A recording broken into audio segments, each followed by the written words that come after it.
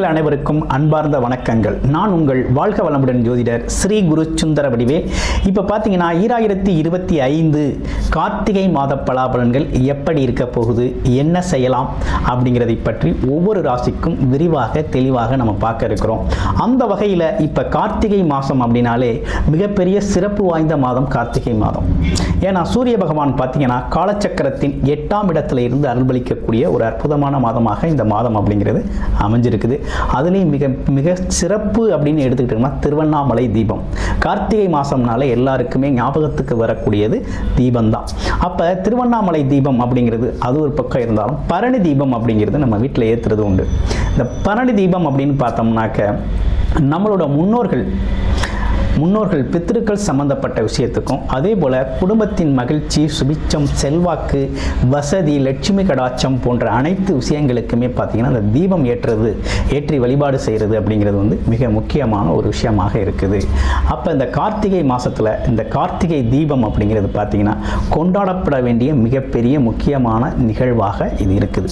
அதுலேயும் குறிப்பாக திருவண்ணாமலை தீபத்தை பார்க்குறது அப்படிங்கிறது பார்த்திங்கன்னா மிகப்பெரிய புண்ணிய பாக்கியம் அப்படிங்கிறது கிடைக்கும் அப்படிங்கிறதும், அதே போல முன்னோர்கள் சாப நிவர்த்தி சரியாகும் அப்படிங்கிறதும், திருமணம் சார்ந்த விஷயங்கள், குடும்பத்தின் மகிழ்ச்சி சார்ந்த விஷயங்கள், குழந்தை பாக்கியம் சம்பந்தப்பட்ட விஷயங்கள்லாம் பார்த்தீங்கன்னாக்க வேண்டுதலோடு இந்த திருவண்ணாமலை தீபம் கிரிவலம் சென்று பார்க்கையில் அது அற்புதமாக உங்களுக்கு அங்கே இருக்கக்கூடிய சித்தர்கள் சார்ந்த விஷயங்கள் எல்லோருமே அருள்பளித்து உங்களுக்கு அதற்கான விஷயங்கள் நீங்கள் என்ன நோக்கம் என்ன எண்ணத்திற்காக சென்றீங்களோ அந்த விஷயம் நடைபெறுவதற்கான அருள்பளிக்கக்கூடிய ஒரு அற்புதமான விஷயம் அப்படிங்கிறது இந்த திருவண்ணாமலை தீபம் இந்த கார்த்திகை மாதத்தில் வரக்கூடிய மிகப்பெரிய சிறப்பாக இருக்குது.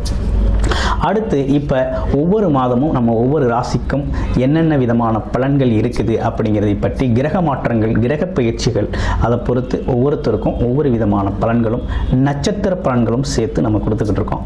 அந்த வகையில் பார்த்தீங்கன்னா இப்போ இந்த கார்த்திகை மாதத்தில் நடந்திருக்கக்கூடிய கிரக மாற்றங்களால் என்னென்ன விஷயங்கள் உங்களோட வாழ்க்கையில் எது சார்ந்த முயற்சிகள் கை கொடுக்கும், எது சார்ந்த விஷயத்தில் கொஞ்சம் தாமதமாக எடுத்துக்கலாம் அப்படிங்கிறதை பற்றி முழுமையாக விரிவாக நம்ம இப்போ பார்க்க இருக்கிறோம்.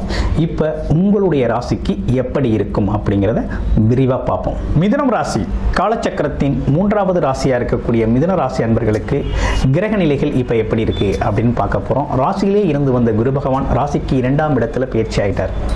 அடுத்து உங்களுடைய ராசிக்கு 3ஆம் இடத்துல கேது பகவான் இருக்கக்கூடிய நிலை இருக்குது. அடுத்து பாருங்க வேற என்ன நிகழ்வுகள் இருக்குது அப்படின்னு பார்த்தோம்னா ராசிக்கு 4ஆம் இடத்துல சுக்கிர பகவான் ஆட்சி பெற்று அற்புதமாக இருக்கிறார். 5ஆம் இடத்துல சூரியன், செவ்வாய், புதன் அப்படிங்கிற கிரகங்கள் 3 கிரகங்கள் இணைவு பெற்றிருக்குது. 9ஆம் இடம் அப்படின்னு சொல்லக்கூடிய உங்களுடைய ராசிக்கு 9ஆம் இடத்துல யார் இருக்கிறது அப்படிங்கிறத பார்க்கணும். ராகு பகவான் இருக்கிறார்.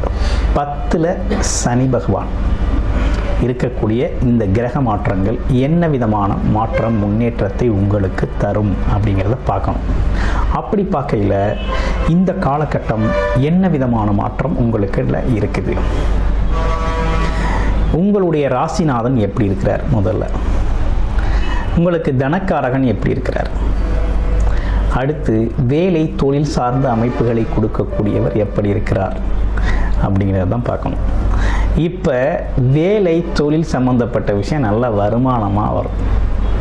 அதில் ரொம்ப நாளாக மிதுன ராசிக்கு இருந்து வந்த பிரச்சனை அதான், வேலை செய்கிறோம், தொழில் செய்கிறோம், ஆனால் வருமானம் இல்லை.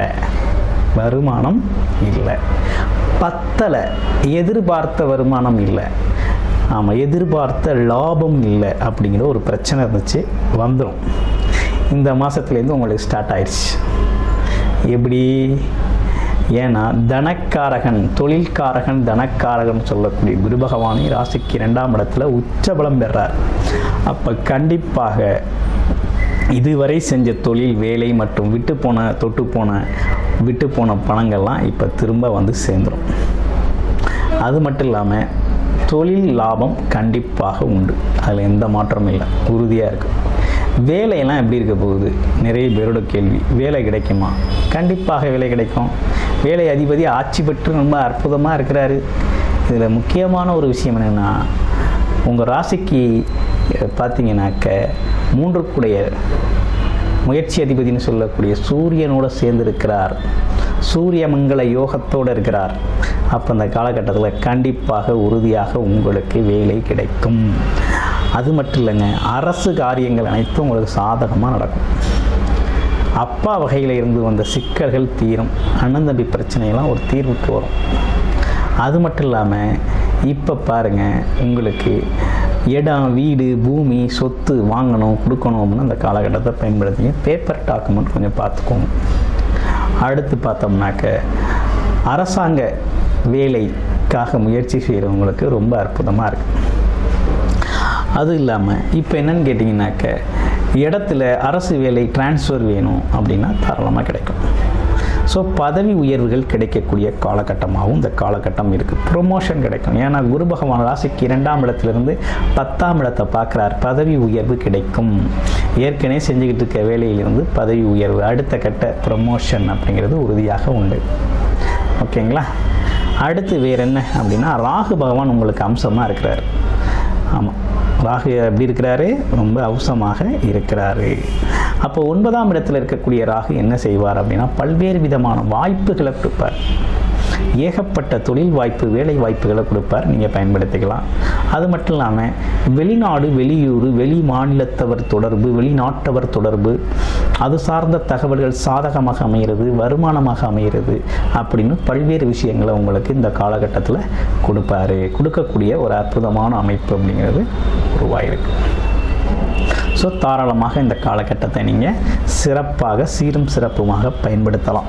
உங்களுடைய பிறப்பு ஜாதகத்தின் திசாபுத்தி நிலை எப்படி இருக்குது அப்படிங்கிறத பார்த்துக்கோங்க. உங்களுடைய பிறப்பு தசாபுத்தி நிலை ரொம்ப நல்லா இருந்துச்சு அப்படின்னா இதில் இருக்க அனைத்தையுமே நீங்கள் இந்த காலகட்டத்தை சாதகமாக பயன்படுத்திக்கலாம்.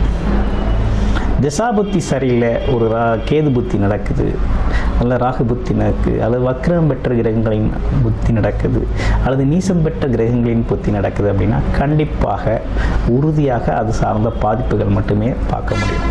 இந்த நல்ல விஷயங்களாம் நீங்கள் எடுத்துக்கொள்ள முடியாது. அப்போ என்னென்னா, பிறப்பு ஜாதகத்தின் திசாபுத்தி நிலை தான் மையம். அதை நீங்கள் ஃபஸ்ட்டு பார்த்துட்டு அதில் இருக்கக்கூடிய விஷயங்கள்லேருந்து இப்போ எந்த சூழ்நிலை சாதகமாக இருக்குது அப்படிங்கிறத பயன்படுத்திக்கணும். அவங்கவுங்க செக்டாருக்கு தகுந்த மாதிரி, அவங்கவுங்க வேலை தொழில் வயசுக்கு ஏற்றார் மாதிரி பயன்படுத்தையில் சாதகமான விஷயங்களை பயன்படுத்திக்கலாம். அது மட்டும் இல்லாமல் பாதகமான விஷயங்களை தவிர்த்துக்கலாம். அப்படிக்கூடிய அற்புதமான விஷயம் ஏற்பட்டிருக்கு. இப்போ இவ்வளோ விஷயங்கள் இருந்தாலும் இந்த சீனியர் சிட்டிசன்ஸ், வயசானவர்கள், கொஞ்சம் வயது மூத்தவர்கள் கேட்குற கேள்வி, தொழில் முதலீடு இதெல்லாம் செய்யலாமா அப்படின்னா தாராளமாக செய்யக்கூடிய ஒரு நல்ல காலகட்டம் அப்படிங்கிறது உருவாயிருக்கு. உடல் ஆரோக்கியம் சார்ந்த விஷயங்கள் எப்படி இருக்க போகுது அப்படின்னா, உடல் ஆரோக்கியத்தில் ஒன்றும் பெரிய குறைகள் இல்லை.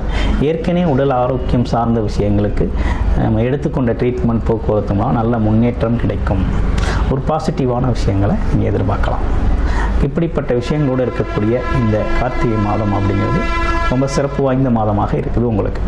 நன்றி, வணக்கம்.